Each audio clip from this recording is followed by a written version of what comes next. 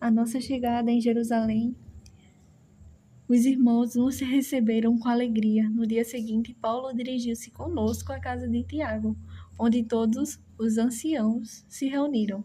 Tendo o soldado, contou-lhes, uma por uma, todas as coisas que Deus fizera entre os pagãos por seu ministério. Ouvindo isso, glorificaram a Deus e disseram a Paulo: Bem vês, irmão, quantos milhares de judeus abraçaram a fé sem abandonar seu zelo pela lei.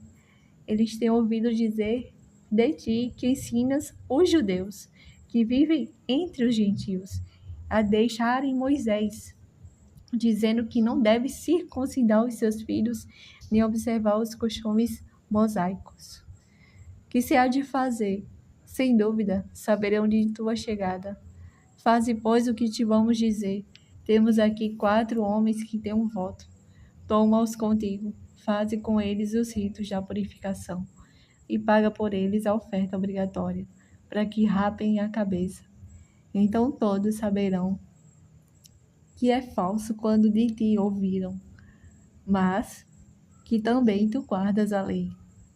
Mas, a respeito dos que creram dentre os gentios, já escrevemos, ordenando que se abstenham do que for sacrificado aos ídolos, do sangue, da carne sufocada e da fornicação. Então Paulo acompanhou aqueles homens no dia seguinte, purificando-se com eles, entrou no templo e fez aí uma declaração do termo do voto, fim do qual se devia oferecer um sacrifício a favor de cada um deles. Ao fim dos 7 dias, os judeus, vindos da Ásia, viram Paulo no templo e amotinaram todo o povo, lançando-lhe as mãos. Gritavam: Ó judeus, valei-nos! Este é um homem que por toda parte prega a todos contra o povo a lei e o templo.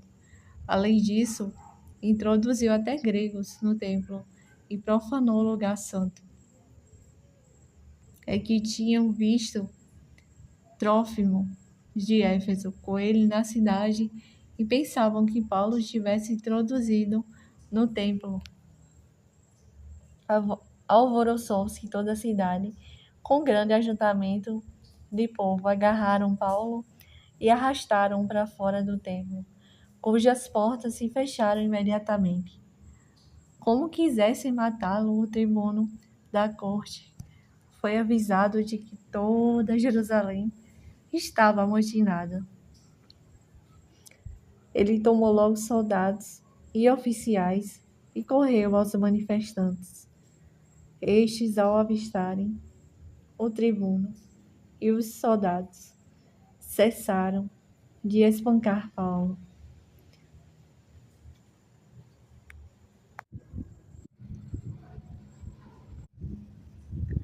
Irmãos e pais, ouvi o que vos tenho a dizer em minha defesa. Quando ouviram que lhes falavam em língua hebraica, escutaram com a maior atenção. Continuou ele: Eu sou judeu, nasci em Tarso da Sicília, mas criei-me nessa cidade, instruí-me aos pés de Gamaliel, em toda a observância da lei de nossos pais, partidário entusiasta da causa de Deus, como todos vós também o sois nos dias de hoje. Eu persegui de morte essa doutrina, prendendo e metendo em cárceres homens e mulheres. O sumo sacerdote e todo o conselho dos anciãos me são testemunhas. E foi deles que também recebi cartas para os irmãos de Damasco, para onde me dirigi, com o fim de prender os que lá se achassem e trazê-los a Jerusalém, para que fossem castigados. Ora, estando eu a caminho, aproximando-me de Damasco, pelo meu dia, de repente me cercou uma forte luz do céu. Caí por terra e ouvi uma voz que me dizia: Saulo, Saulo, por que me persegues? Eu repliquei: Quem és tu, Senhor? A voz me disse: Eu sou Jesus de Nazaré, a quem tu persegues. Os meus companheiros viram a luz, mas não ouviram a voz de quem falava. Então disse: Senhor, o que devo fazer?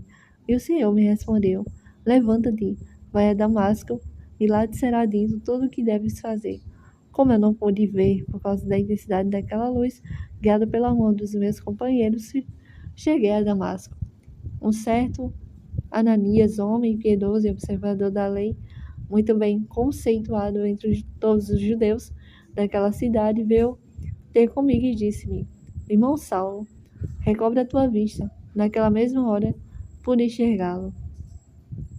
Continuou ele: O Deus de nossos pais te predestinou para que conhecesses a sua vontade, visses o justo e ouvisses a palavra da sua boca, pois lhes serás, diante de todos os homens, testemunha das coisas que tens visto e ouvido. E agora, por que tardas? Levanta-te, recebe o batismo e purifica-te dos teus pecados, invocando o seu nome. Voltei para Jerusalém e, orando no templo, fui arrebatado em êxtase. E vi Jesus, que me dizia: apressa-te, e logo saí de Jerusalém, porque não receberão o teu testemunho a meu respeito. Eu repliquei: Senhor, eles sabem que me encarcerava e açoitava com varas nas sinagogas os que creem em ti. E quando se derramou o sangue de Estevão, tua testemunha, eu estava presente, consentia nisso e guardava os mantos dos que o matavam. Mas ele me respondeu: vai, porque eu te enviarei para longe as nações. Haviam escutado até essa palavra, então levantaram a voz: tira do mundo esse homem, não é digno de viver. Como vociferassem, arrojassem de si as vestes e lançassem pó ao ar.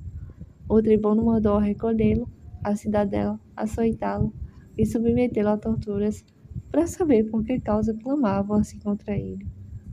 Quando o iam amarrado com a correia, Paulo perguntou a um centurião que estava presente: é permitido açoitar um cidadão romano que nem sequer foi julgado? Ao ouvir isso, o centurião foi ter com o tribuno e avisou: que vais fazer? Esse homem é cidadão romano. Veio o tribuno e perguntou-lhe: dize-me, és romano? És romano? Sim, Respondeu-lhe. O tribuno replicou: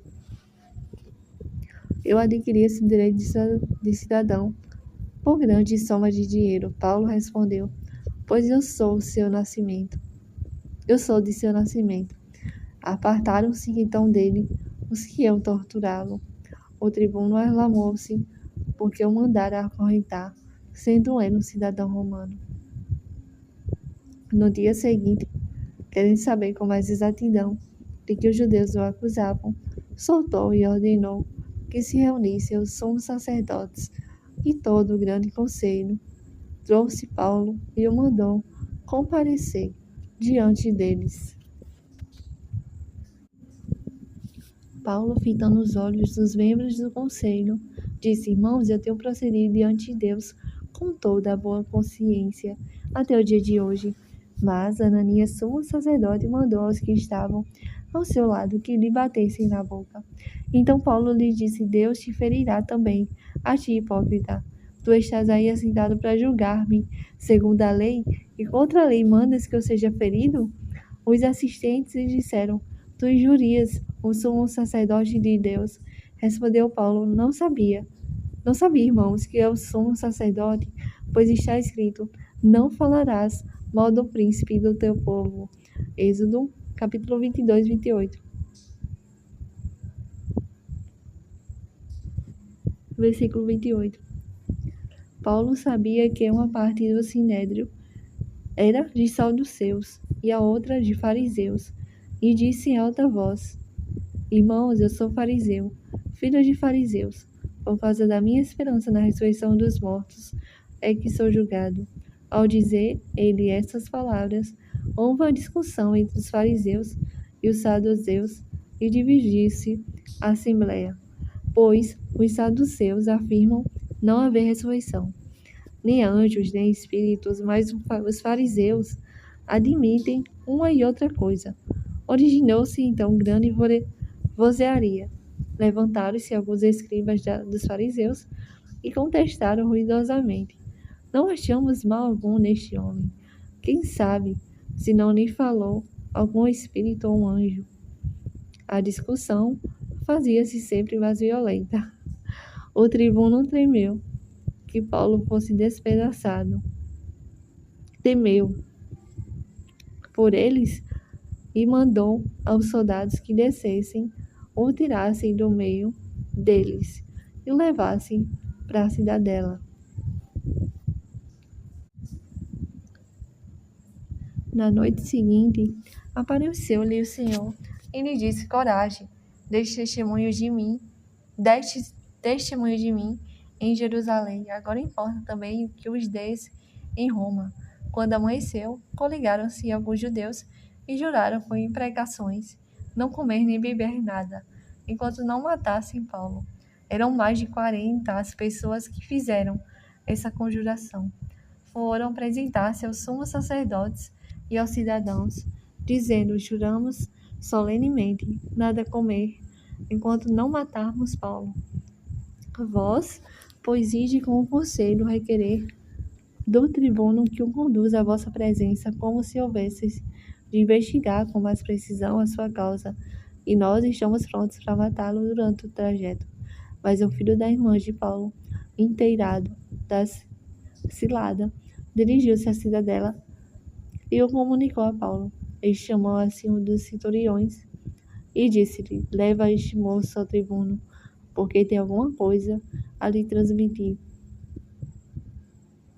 Ele o introduziu à presença do tribuno e lhe disse: O preso Paulo rogou-me que trouxesse esse moço à tua presença, porque tem alguma coisa a dizer-te.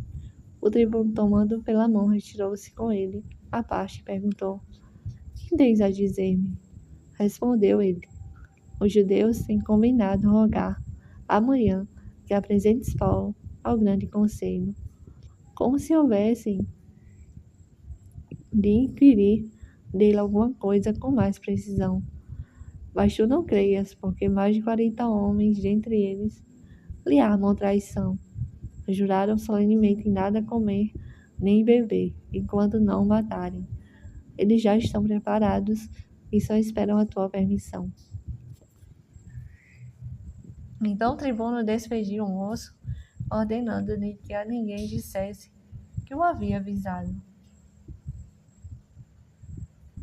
Depois disso, chamou ele 2 centuriões e disse-lhes: Preparai 200 homens, 70 cavaleiros e 200 lanceiros para ir a Cesareia, à 3ª hora da noite. Aprontai também cavalgaduras para Paulo, que tendes de levar com toda a segurança ao governador Félix. E ele escreveu uma carta nesses termos: Cláudio Lísias, ao excelentíssimo governador Félix Sauli. Esse homem foi preso pelos judeus e estava a ponto de ser morto por eles, quando eu, sobrevindo com a tropa, o livrei, ao saber que era romano. Então, querendo saber a causa por que o acusavam, levei-o ao grande conselho. Soube que era acusado sobre questões da lei dele, sem haver nele delito algum que merecesse morte ou prisão. Mas como tivesse chegado a mim a notícia das traições que maquinavam contra ele, envio com urgência a ti, intimando também aos acusadores que recorram a ti a Deus. Os soldados, conforme lhes fora ordenado, tomaram Paulo e o levaram de noite a Antipatriste. No dia seguinte voltaram para a guarnição, deixando que os soldados da cavalaria o escoltassem. A sua chegada a Cesareia, entregaram ao governador a carta e apresentaram-lhe também Paulo. Ele, depois de lê-la e perguntar de que província ele era, sabendo que era da Sicília, disse: Ouvir-te-ei quando chegarem teus acusadores. Mandou então que Paulo fosse guardado no pretório de Herodes.